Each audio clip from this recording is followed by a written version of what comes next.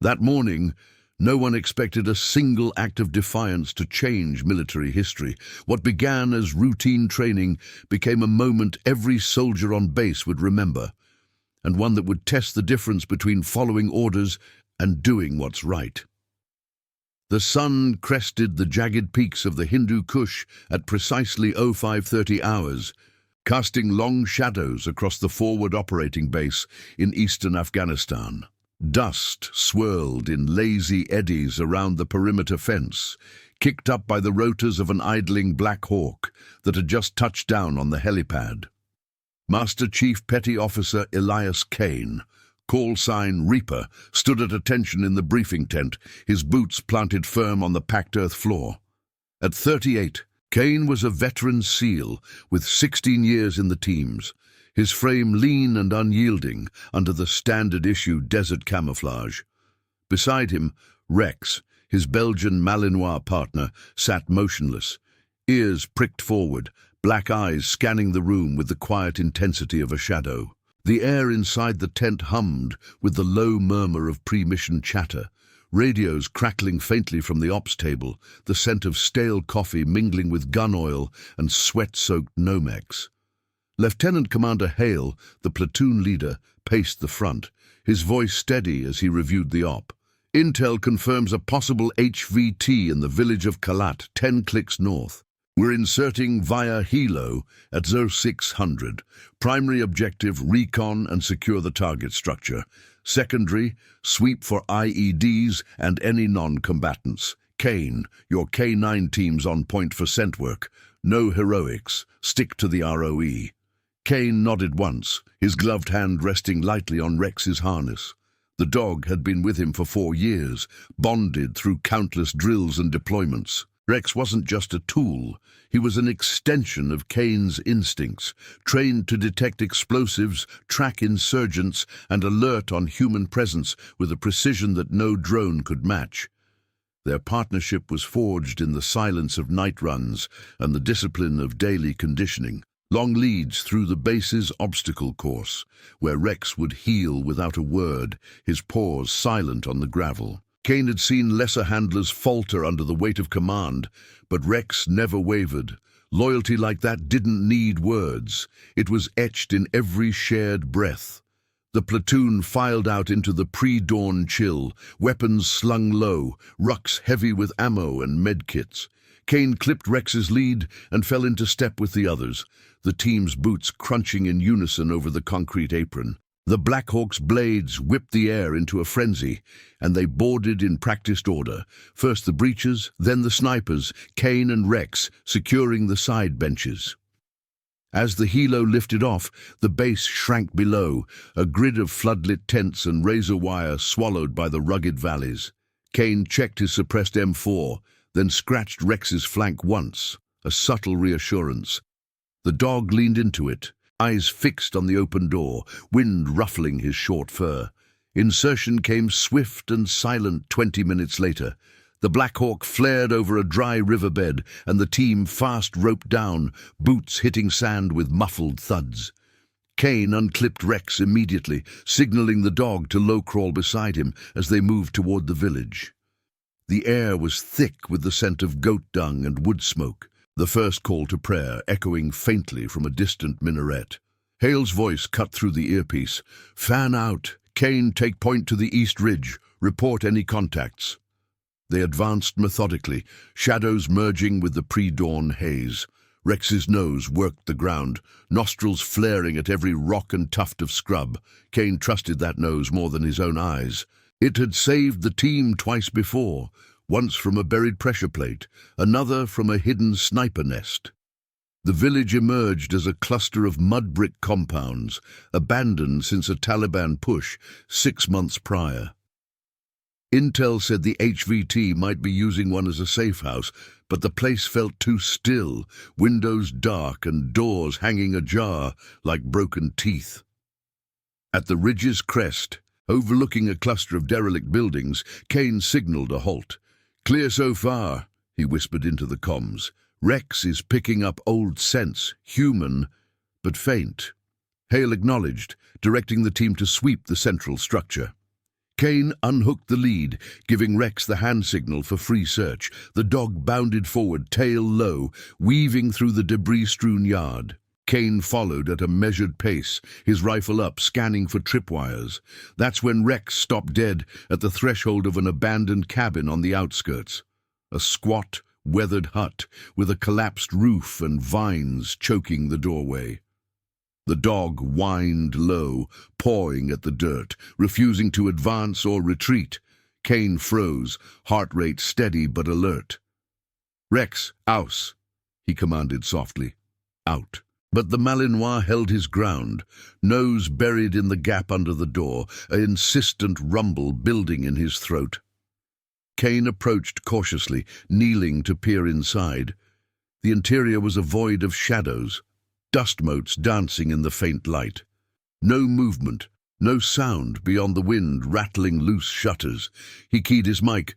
"Hale, we've got a hold-up. Rex is alerting on the cabin. Strong human scent, fresh, but it's off the primary."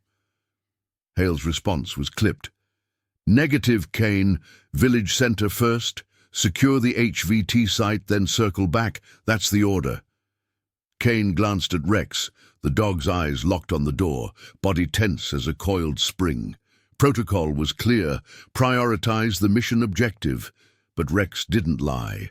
Never had. The whine turned to a sharp bark, echoing off the bricks. Kane's hand hovered over his sidearm, the weight of the chain of command pressing like the desert heat already building. Obey, and they moved on.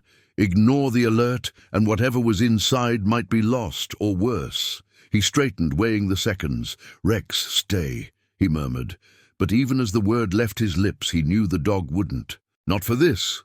The cabin's door creaked in the breeze, as if inviting the choice Kane couldn't ignore. Kane's boot shifted in the dust, the grit grinding under his soul like a warning. Rex's bark hung in the air, sharp and unyielding, cutting through the village's oppressive quiet. The dog's flanks heaved with restrained energy, his gaze fixed on the cabin's shadowed entrance, as if it held the only truth in the world. Kane's training screamed protocol. Secure the primary objective, report anomalies later. But 4 years with Rex had taught him that instincts like this weren't anomalies. They were lifelines. He keyed the mic again, voice low and measured. "Hale, Rex is locked on. This isn't a false positive. Request permission to clear the structure before we push center."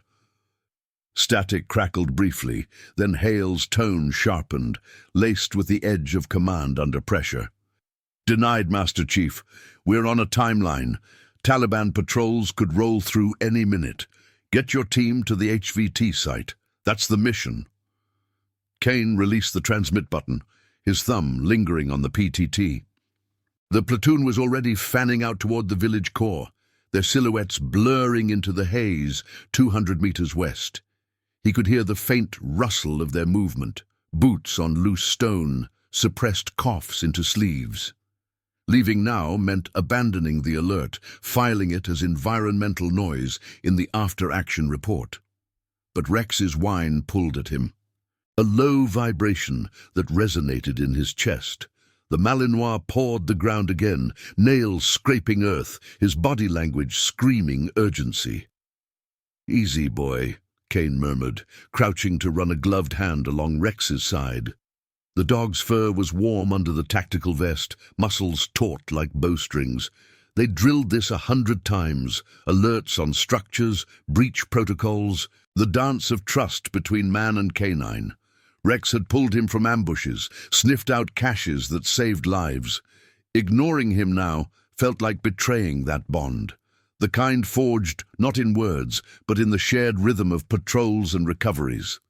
The wind picked up, carrying the faint, acrid tang of decay from the cabin's direction.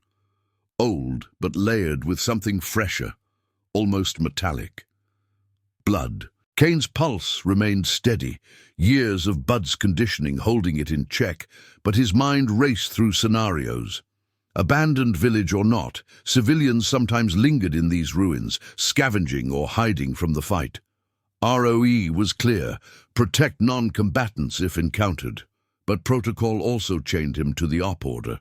He scanned the horizon, the ridgeline unbroken save for a distant goat trail snaking toward the mountains. No immediate threats, no eyes on them yet. "Rex!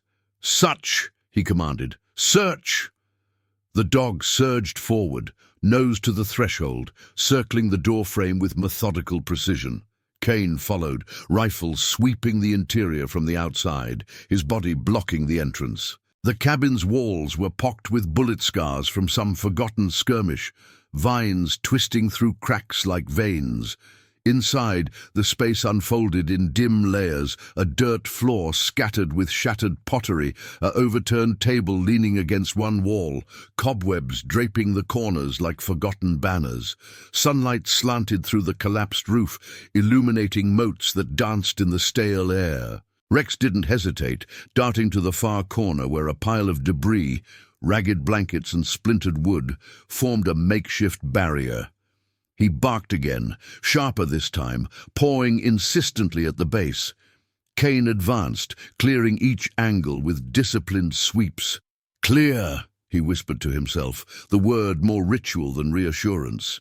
He knelt beside Rex, parting the debris with his free hand. Beneath it, a faint outline emerged, a human form, curled small against the wall, not an insurgent. The shape was slight, civilian clothes torn and dust-caked. A woman, mid-20s by the look, her dark hair matted, face pale against the earth. She wasn't moving, but her chest rose in shallow, ragged breaths, alive barely. A makeshift compress on her leg seeped red. The scent hitting Kane now, iron and infection. "Contact!" he hissed into the comms, urgency threading his calm. "Non-combatant down in the cabin, female injured, need evac ASAP." Hale's response was immediate, laced with frustration. "Kane, what the hell? You were ordered to hold position. Report your location. I'm sending Doc your way, but you're compromising the op. Stand by for extraction if it's that critical." Kane ignored the rebuke for the moment, slinging his rifle and pulling his medkit. Rex sat vigilant at the woman's side, nose inches from her wound, whining softly as if urging Kane on. The handler worked methodically, pressure on the leg to staunch the bleed, vitals check, pulse weak, breathing labored. Dehydration, possible shrapnel from an old blast. She stirred faintly under his touch, eyes fluttering open to slits, murmuring in Pashto. "Help. Water." "Hold on," Kane said quietly, though she couldn't understand. He radioed for water from his pack, trickling it into her mouth while stabilizing the compress. Rex pressed close, his presence a steady anchor, ears alert to every shift in her breathing. The dog's refusal to leave had bought this moment. Without it, she'd be another ghost in the ruins. Minutes stretched as the platoon secured the village center. No HVT, just echoes of abandonment. Hale's voice returned, sterner now.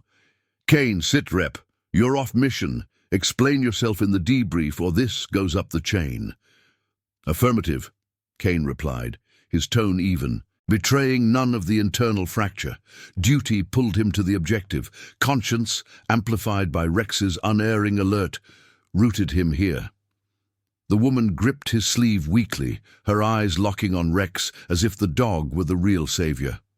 Outside, the sun climbed higher, baking the air, while distant rotors hummed, a medevac inbound, protocol bending to the unexpected. As the team converged, whispers rippled through the ranks. Peterson, the breacher, eyed Kane with a mix of respect and wariness. "That nose of his never misses, huh?" Hale arrived last, face set in a mask of command, assessing the scene. "You just bought us a ROE violation review, Master Chief. But good call." The words hung, the first crack in the rigid order as the woman was stretchered out, her survival a quiet testament to the choice Kane and Rex had made. The helo's downdraft scattered dust as they loaded her aboard, Rex hopping in beside Kane without command, his head resting on the litter. The village receded below, but the weight of the decision lingered, a ripple in the chain that would demand reckoning back at base. Kane scratched Rex's ear once, the gesture unseen amid the noise. Loyalty like theirs didn't question orders. It redefined them. The Black Hawk banked hard over the Hindu Kush, the woman's shallow breaths sinking with the rhythmic thump of the rotors. Kane sat strapped in, Rex wedged between his knees, the dog's head still resting on the edge of the litter. The medevac crew worked efficiently in the cramped space, IV lines running, vitals monitored on a portable screen that beeped in steady intervals.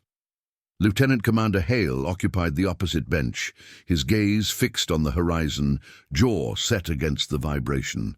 The platoon was silent, save for the occasional radio check-in with base. Bird inbound, 1 priority evac, non-combatant female, stable but critical. Kane's mind replayed the cabin in fragments, the debris parted like a veil, Rex's insistent paw against the earth. He'd bent the order, not broken it outright, but the line was thin as razor wire. Protocol demanded mission priority. Compassion had pulled him across it. The woman, now identified by the doc as Aisha Rahman, a local aid worker caught in crossfire months back, stirred faintly under the morphine haze, her hand twitching toward Rex, as if seeking that unyielding presence.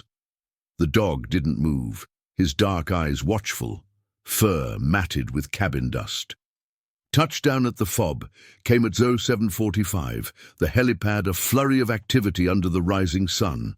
Medical staff swarmed the litter, wheeling Aisha toward the trauma tent, her form swallowed by white coats and beeping monitors. Kane unstrapped Rex, the Malinois shaking off the flight with a single, fluid stretch. Hale clapped a hand on Kane's shoulder as they disembarked, the gesture firm but ambiguous, commendation or caution, hard to pass in the downdraft. Debrief at 0900 sharp, Master Chief. CO's gonna want details. The platoon dispersed to the barracks. Rucks thudded onto bunks, the scent of sweat and cordite clinging to their gear.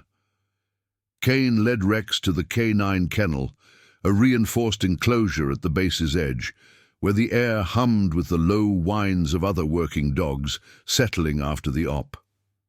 He hosed down Rex's paws, the water running brown with village grit, then brushed the dog's coat in long, even strokes.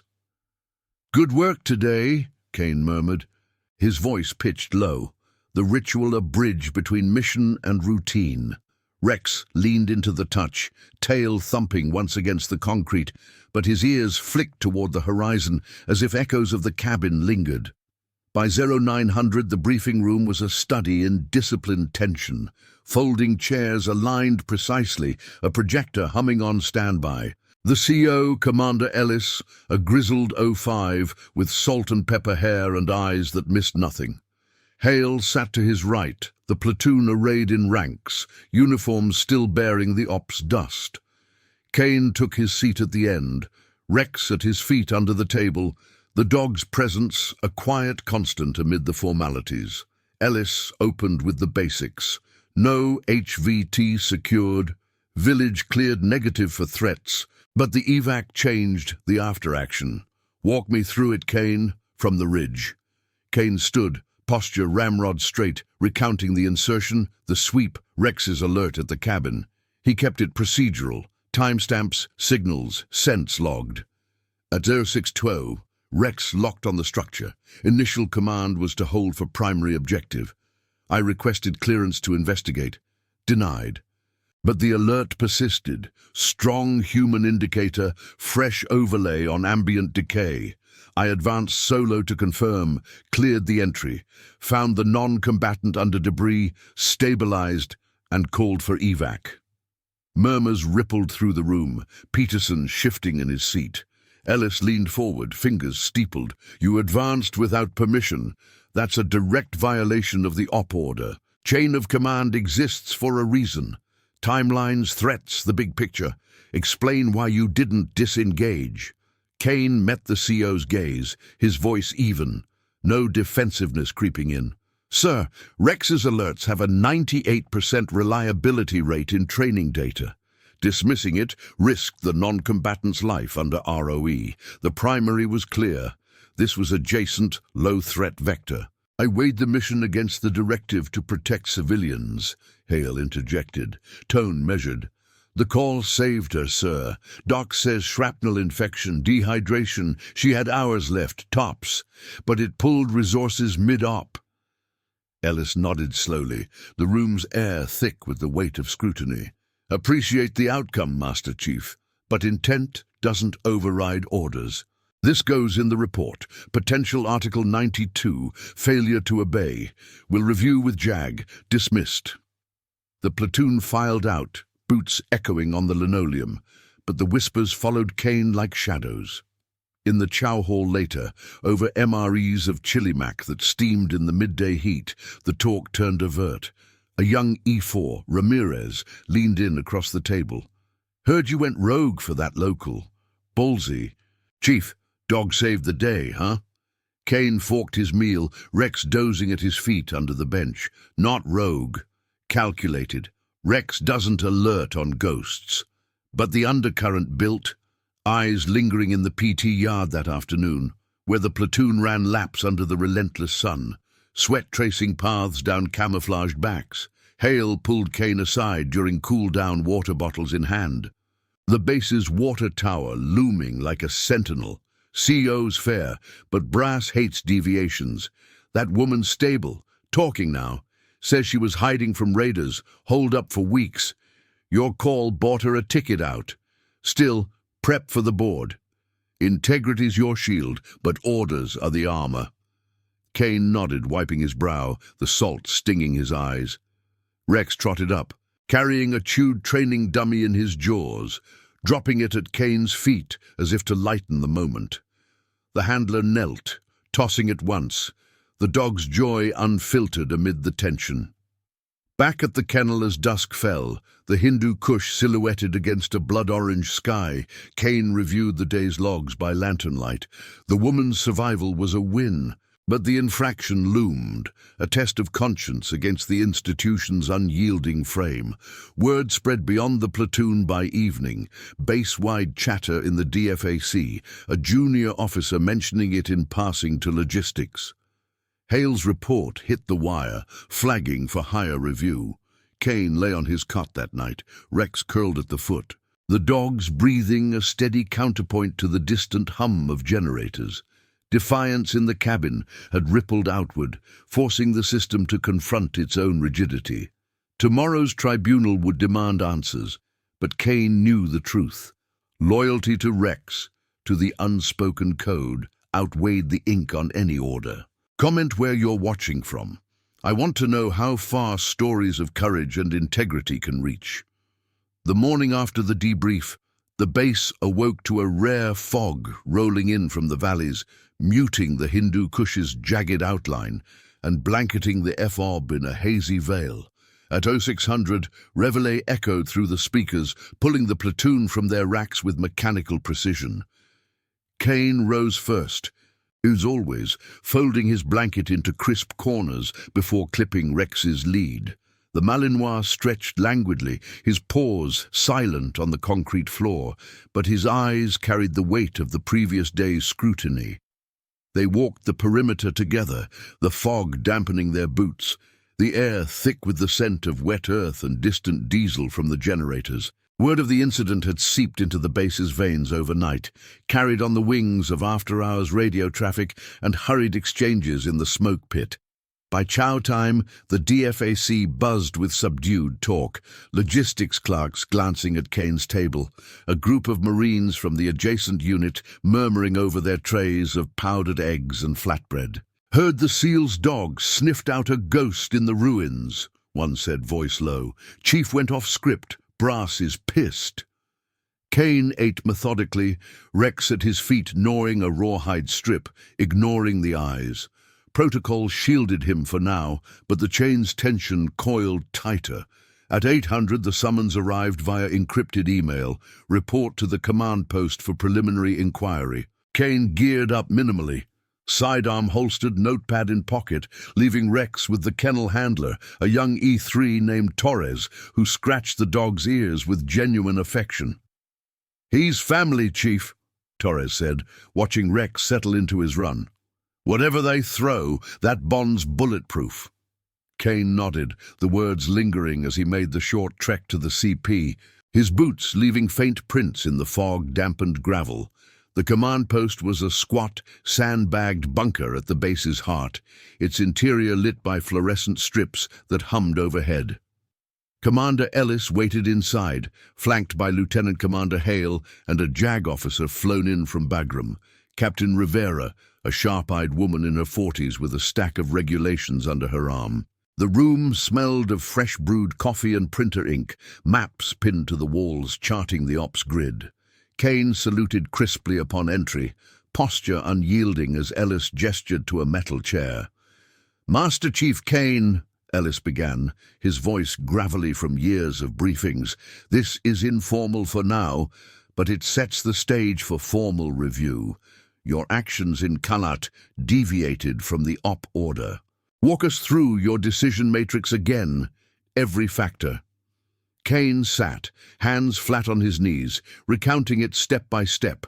The ridge overlook at ZO 605, Rex's initial alert at the cabin threshold, the denied request at ZO 610, the advance at ZO 62.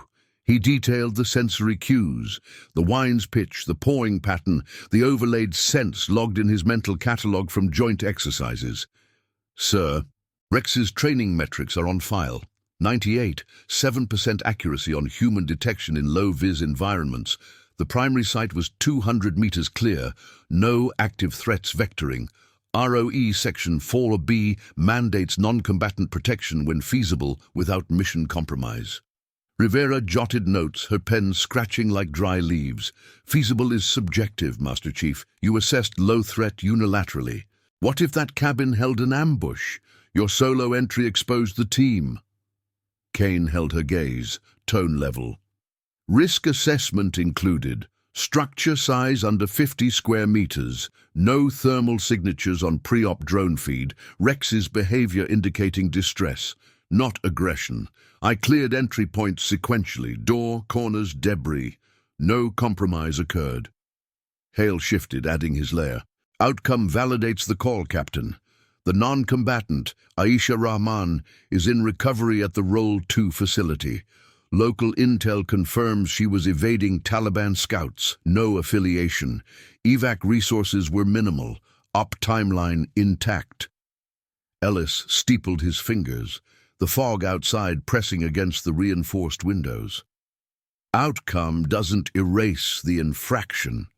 Chain of command isn't optional, it's the spine of operations. This could flag UCMJ Article 92, or worse if higher-ups see it as insubordination. But—" He paused, eyes narrowing. "The woman's statement corroborates. She credits the K9 with her detection.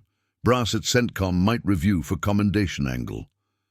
The inquiry stretched into the afternoon, questions probing like bayonets. Timelines cross-checked against GPS logs, Rex's certification records pulled from the database, simulations run on a laptop to model alternate scenarios. Kane answered without flourish, his responses clipped and evidentiary, drawing on the quiet discipline of 16 deployments. Rivera pressed on the bond with Rex. K9 alerts are interpretive. How do you quantify refusal to leave? Andrea and Kane explained the partnership's nuance, not commands, but cues, the dog's body language, a language honed in silence. By 1400 they broke for lunch, the JAG officer stepping out to consult regs. Ellis pulled Kane aside in the narrow hallway, the air cooler here, laced with the tang of metal lockers. "You're walking a line, Master Chief. Integrity like yours is rare, but it tests the system. Prep your defense. Witness statements from the platoon, Rex's op history. Hale's backing you, but COs above me want clean chains." Kane nodded, the weight settling like a ruck. "Understood, sir. The call was for the mission's core. Protect what's human in the fog of it all." Outside, the fog had burned off under the climbing sun, revealing the base in stark relief. Tents flapping in the breeze. A K9 team, drilling in the distance with commands, barked sharp and clear. Kane retrieved Rex from the kennel, the dog bounding to his side with a single leap, nose nudging Kane's hand for reassurance. They walked the airstrip's edge, rotors whirring as a supply Chinook prepped for dust-off. Whispers from the platoon met them in passing, Peterson clapping Kane's shoulder. Ramirez offering a quiet, "Solid stand, Chief." The incident's ripple widened, drawing eyes from adjacent units, a logistics sergeant even asking for details over the fence.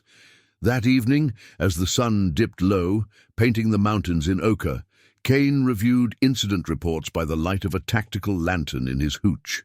Rex lay at his feet, ears twitching at every distant footfall. The tribunal loomed formal now, scheduled for 800 next day. Witnesses called, evidence presented. Aisha's recovery added leverage, her Pashto-translated account praising the black shadow dog that wouldn't abandon her. But the institution's machinery ground slow, demanding justification for every bent rule. In the quiet hours before lights out, Hale stopped by, 2 cold waters in hand from the cooler. They sat on ammo crates outside, the night's chill seeping through their fatigues, stars pricking the sky like distant tracers. "Jag's fair, but thorough," Hale said, twisting the cap. "Your stand-stirring talk, good kind mostly, shows the teams value more than orders. It's the why behind them." Kane sipped, Rex's head in his lap, the dog's warmth a steady pulse. Rex saw it first. Man's best decision was listening. The words hung, a bridge between duty and the deeper code, as the base settled into its nocturnal rhythm, generators humming, patrols circling, the moral fracture widening toward reckoning. Tomorrow's hearing would force it public, the chain of command bending under the weight of one dog's unyielding truth. The tribunal convened at precisely 0800, under a sky scraped clean by the night's winds, the Hindu Kush standing sentinel in the distance like an impartial jury. The base's assembly hall, a prefab structure with reinforced walls and rows of folding chairs, filled with the measured shuffle of boots on scuffed linoleum. Commander Ellis presided from a raised dais, his uniform starched to perfection, flanked by Captain Rivera and a stenographer whose keyboard clicked like Morse code. The air carried the faint ozone tang of air conditioning straining against the desert's creeping heat, mingled with the polish of leather belts and the subtle musk of gathered personnel. Kane entered last among the witnesses, Rex at heel on a short lead, the Malinois' nails tapping a steady rhythm. The dog had been cleared for attendance, his role central to the proceedings, documented in Joint Ops protocols. Kane's posture remained unbowed, his desert camis pressed, but the weight of eyes pressed heavier. Platoon members in the back rows, Hale nodding from the front, even a cluster of officers from base command observing from the wings. Whispers had amplified overnight. The incident, now base legend, traded in the gym and over satellite phones to families stateside. Seal and his dog versus the book, one E2 had quipped in the latrine. The jest carried a kernel of truth, now laid bare under fluorescent glare. Ellis rapped a gavel once, the sound echoing sharp. "This is a formal Article 92 inquiry into actions during Operation Ridge Shadow, dated 15th of October. Master Chief Kane, state your case." Kane stood at the podium, hand on the Bible for oath, his voice carrying clear and uninflected. "Sir, my actions were in accordance with ROE and the spirit of the mission. Rex's alert indicated imminent human distress. Protocol allows handler discretion in K9 responses when civilian safety is at stake." He detailed the sequence again. Timestamps etched from memory. 0612 alert confirmation, 0615 entry clearance, 06 Whiteheat stabilization. Supporting docs projected behind him, Rex's certification packet, sent logs from prior ops, Aisha Rahman's translated affidavit praising the faithful shadow that led to her rescue. Rivera rose, her questions probing like a field manual cross-exam.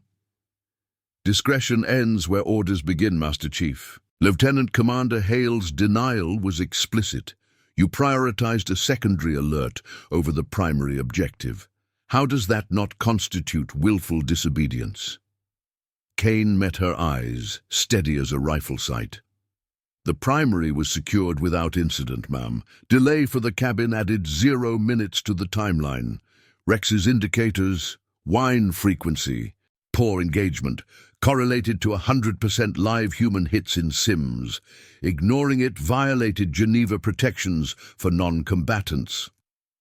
Murmurs stirred the room, Peterson shifting forward in his seat.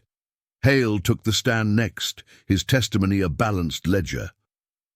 Kane's call was bold, but effective. No threats materialized. The evac integrated seamlessly. In my assessment, it enhanced mission integrity. Yet Rivera pressed him on chain fractures, how one man's instinct could cascade risks, pulling med resources mid-sweep, exposing flanks. The room's tension thickened as witnesses cycled through. Ramirez, the young corpsman, described the woman's condition upon arrival. Septic shock, edging toward multi-organ failure. Without that find, she'd be another statistic in the dust. Torres, the kennel handler, vouched for Rex's reliability. "That dog's pulled ghosts from worse, bomb vests, hidden caches. He doesn't bark for show." Even a logistics officer from base intel chimed in, noting Aisha's background. Aid worker, no ties to hostiles, her survival now yielding soft intel on Taliban movements in the valley. By 1100, the heat outside had pierced the hall's insulation. Sweat beading on necks despite the fans whirring overhead. Ellis called a recess, the assembly breaking into clusters, hands clasped in support, nods exchanged like silent salutes. Kane stepped out to the loading dock, Rex panting at his side, the dog's tongue lolling in the dry air. Hale joined him, offering a canteen of water. "They're leaning toward reprimand. Slap on the wrist. Log it in your FitRep. But the K9 angle's buying goodwill, CENTCOM sniffing around for a positive spin." Kane poured water into his palm for Rex, watching the dog lap it methodically. "Not about spin, sir. It's about what the bond demands." The words hung as a supply truck rumbled past, kicking up gravel that pattered like distant fire. Afternoon session resumed with external testimony via secure video link from Bagram. A K9 program liaison, Major Lang, his face pixelated but voice authoritative. Handler K9 teams operate on trust metrics exceeding human judgment in 85% of field scenarios. Master Chief Kane's decision aligns with doctrine. Alerts supersede if low risk. Rivera countered with precedents. Cases of UCMJ convictions for similar deviations, the chain's sanctity paramount. Ellis listened, his expression a mask, but his occasional notes betrayed the internal calculus. As the hearing wound toward close at 1600, the public nature amplified every exchange. A junior officer in the gallery leaked details to the base newsletter by evening, framed as K9 Valor Under Scrutiny, spreading via email chains and even a stateside wire service snippet. Back in the hooch, Kane reviewed the day's transcript by dim bulb, Rex dozing with one ear cocked. The exposure forced the institution's hand, no longer internal. The case rippled toward reform talks, perhaps updated protocols for K9 alerts, weighting handler input higher. Dusk fell heavy, the call to prayer drifting faint from a distant village, mirroring the base's evening routine. Patrols mounting, lights flickering on in tents. Hale stopped by again, this time with Ellis's proxy word. "No charges pending observation period. Watch your steps, but you're cleared for duty." Kane nodded, the reprieve a quiet victory, yet the reckoning lingered in the eyes that followed him at evening chow. Rex nudged his leg under the table, a subtle reminder of the Defiance's core. In the kennel that night, under stars wheeling cold overhead, Kane brushed Rex's coat, the ritual grounding him. The dog's refusal in the cabin had cracked the facade, exposing the human pulse beneath orders. Whispers evolved to respect, handlers across units citing the case in drills, a medic sketching a quick emblem of dog and seal for the platoon patch. The system bent, not broke, inching toward a legacy where loyalty outranked rigidity, one alert at a time. The days following the tribunal blurred into a rhythm of enforced normalcy, the FOB's routines grinding on like the perpetual hum of its generators. At So 500 Reveille, Kane was up, folding his cot's linens with precision before leading Rex through the morning conditioning circuit. The Malinois bounded ahead on the loose lead, weaving through the obstacle course's low crawls and balance beams, his breath puffing white in the crisp pre-dawn air. Kane's movements were deliberate, his suppressed tension channeled into each command. Heel, such. The words clipped, echoing faintly off the razor-wire perimeter. Rex responded without flaw, his paws silent on the dew-slicked gravel, but the dog's occasional glance back carried an unspoken vigilance, as if sensing the unseen scrutiny still coiling around them. Word of the hearing had escaped the base's confines overnight, carried on encrypted dispatches to higher echelons, and filtered through informal channels to the wider military network. By midday, Chow, the DFAC tables buzzed with cross-unit talk. Marines from the embedded training team dissecting the case over steaming trays of beef stew and flatbread, their voices low but insistent. SEAL handler bends orders for a dog alert, saves a civvy. Brass calls it a win-loss, one sergeant muttered, Fork pausing mid-air. Kane sat apart with his platoon, Rex under the bench gnawing a reinforced chew toy, the plastic cracking softly. Peterson slid a water bottle his way, a subtle nod of solidarity. They're spinning it positive up top. K9 program's getting a look. The official response arrived at 1400 via secure brief. Commander Ellis summoned Kane to the CP, the sandbagged entrance flanked by sentries whose rifles gleamed under the relentless sun. Inside, the air was cooler, laced with the sharp scent of dry erase markers from the tactical board. Ellis stood at the ops table, a fresh printout in hand. CENTCOM's preliminary review, stamped and initialed. Hale lingered in the corner, arms crossed, his expression a mask of professional neutrality. Master Chief, Ellis began, handing over the document, tribunals closed. No UCMJ action. Logged as operational discretion justified by outcome and doctrine. Your FITREP notes the deviation, but highlights the save. Commendation pending for Rex, and a nod for you. His tone carried the weight of relief tempered by caution, eyes scanning Kane's reaction. But it's not clean. Higher wants a full after-action on K9 protocols. Your case is Exhibit A. Kane scanned the pages, the text dense with legalese, references to ROE amendments, handler autonomy clauses, the 98. 7% reliability metric pulled from Rex's file. The reprieve settled like a lifted rock, but the ripple was evident. Ellis's words confirmed it. Sir, understood. What's the ask? Ellis tapped the table, maps rustling beneath his fingers.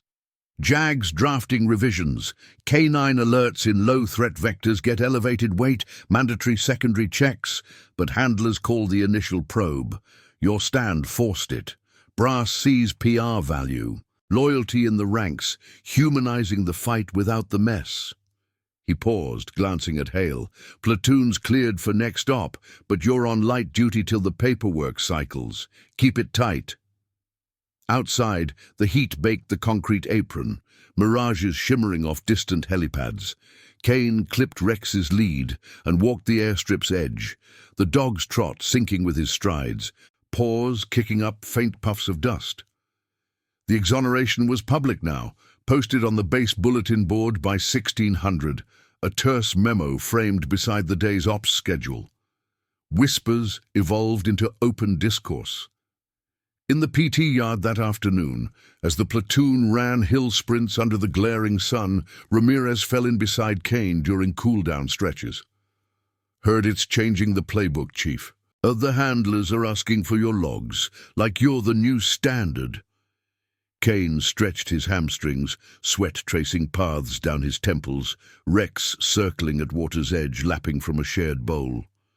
Not about standards. It's about the bond, doing what tech can't. The words were quiet, but they carried, drawing nods from a knot of E4s cooling off nearby. Hale observed from the sidelines. Clipboard in hand, his post-run brief, later underscoring the shift. Kane's call sets precedent. Next time an alert hits, we adapt, not ignore. Evening brought the broader reckoning. As the sun dipped, casting long shadows across the tents, a joint briefing convened in the main hall, K9 handlers from across the FOB, plus reps from Intel and Medical. The room filled with the shuffle of chairs and the low whir of a projector warming up. Rivera, the JAG captain, took the podium, her slides clicking through, timelines from Kalat, Rex's alert patterns mapped in stark graphs, Aisha Rahman's recovery photo blurred for OPSEC, but evocative, a young woman in a hospital gown, eyes clear, no longer a shadow in the ruins. This incident, Rivera stated, voice steady over the hum, exposes gaps in protocol. Master Chief Kane's actions, while initially non-compliant, aligned with ethical imperatives under international law. Result, proposed addendum to FM 319, 40 K9 operations. Alerts on potential non-combatants trigger immediate handler assessment, bypassing full chain if timeline permits. Murmurs rippled, a handler in the back row raising a hand. What about liability? One dog's nose over the LT's order? Rivera nodded, fielding it with measured precision. Liability shared. Command reviews post-op, but discretion codified. The goal, preserve the partnership's edge without fracturing unity. Kane sat mid-row, Rex at his feet motionless, the dog's ears flicking at key phrases. The session stretched, questions probing like drills, integration with drone feeds, training sims updated for ethical forks. By close, the air thrummed with purpose, a quiet reform taking root, Kane's defiance, the catalyst. Back at the hooch, as night fell, the base's lights flickered on in orderly grids, generators thrumming a lullaby. Kane reviewed the draft addendum by tactical light. Rex curled beside him, the dog's flank rising and falling in sync. Hale dropped by unannounced, 2 MRE coffees steaming in insulated cups, the aroma cutting the chill. They sat on the stoop, stars wheeling overhead, the distant call to prayer a faint underscore.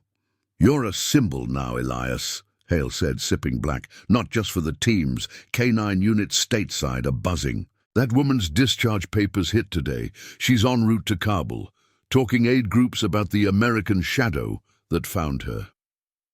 He set the cup down, steam curling like battlefield smoke. "Cost you sleep, but the system's listening. Mentorship slots opening. Train the next handlers on this." Kane nodded, scratching Rex's ear absently, the gesture eliciting a soft thump of tail on concrete. "Rex paid the real price. Stuck in that cabin's stink till I caught up." The dog lifted his head, eyes reflecting the lantern's glow, a silent affirmation. The conversation drifted to ops ahead, but the undercurrent lingered. Integrity's toll, measured in reformed pages and widened trust. Word reached beyond the wire by midnight, a secure bulletin to Allied bases, framing the case as adaptive leadership in asymmetric environments. In the quiet hooch, Kane lay awake, Rex's warmth at his feet, an anchor. The defiance had transformed, rippling from one alert to institutional evolution, loyalty's quiet power, etching a legacy in the rank's unyielding code. If this story already has your respect, hit the like button. It helps the story of Elias Kane reach those who still believe in honor. Weeks turned the FOB's relentless cycle into a familiar grind, the Hindu Kush's peaks etched sharper against the winter skies as patrols thinned with the season's chill. Kane's days settled into a hybrid routine, morning drills with Rex sharpened by new protocols, afternoons in the kennel reviewing logs with incoming handlers, evenings poring over draft revisions under the Hooch's single bulb. The Malinois had taken to the scrutiny with his usual stoicism, his coat gleaming from extra brushes, eyes ever alert as if the cabin's shadows still lingered in his memory. Kane's own frame held steady, the tribunal's echo fading into the base's operational hum. But the transformation hummed beneath, subtle shifts in salutes, lingering nods from brass passing the CP. By mid-November, the proposed addendum to FM 319. 40 had cycled through reviews, its pages stamped with endorsements from Bagram to Tampa. Rivera, the JAG captain, returned for a final briefing, her presence a bridge between the incident's fracture and the system's mend. The main ops tent buzzed that morning at 0900, folding tables laden with printouts and thermoses of coffee steaming in the crisp air, filtering through the canvas flaps.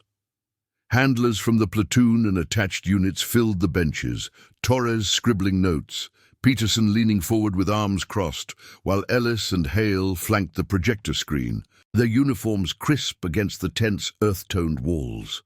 Rivera clicked through the slides, her voice measured over the low whir of the machine. The Kalat incident exemplifies adaptive integration of K9 assets. Section 7.2 now mandates. Upon alert in low-threat perimeters, handlers may initiate solo assessment if primary objectives remain uncompromised. Chain notification within 2 mics. Full report post-op. Graphs overlaid Rex's metrics, alert accuracy curves spiking in civilian detection scenarios, juxtaposed with ROE citations. This isn't carte blanche, it's calibrated trust. Master Chief Kane's actions provided the empirical basis. 98. 7% reliability validated in field data. Kane sat mid-row, Rex at his feet under the table, the dog's head resting on his boot with quiet weight. He felt the eyes shift toward him, not with judgment now, but appraisal, a quiet elevation from outlier to exemplar. Ellis interjected, his gravelly tone underscoring the shift. Implementation starts next quarter. Training modules roll out via SIPRNet, SIMs incorporating ethical forks, joint exercises waiting K9 input. Your logs, Kane, anchor the curriculum. CENTCOM's greenlit it as best practice. Murmurs rippled, a handler from the EOD detachment raising a hand. How's accountability stack? If a call goes south? Rivera nodded, flipping to liability clauses. Shared, handler documents rationale, command audits. Precedents like this build the buffer. Outcomes like Aisha Rahman's recovery tip, the scales. The name hung, a human anchor to the legalese. Word had filtered back. The aid worker, discharged from Kabul's hospital, now coordinated with NGOs.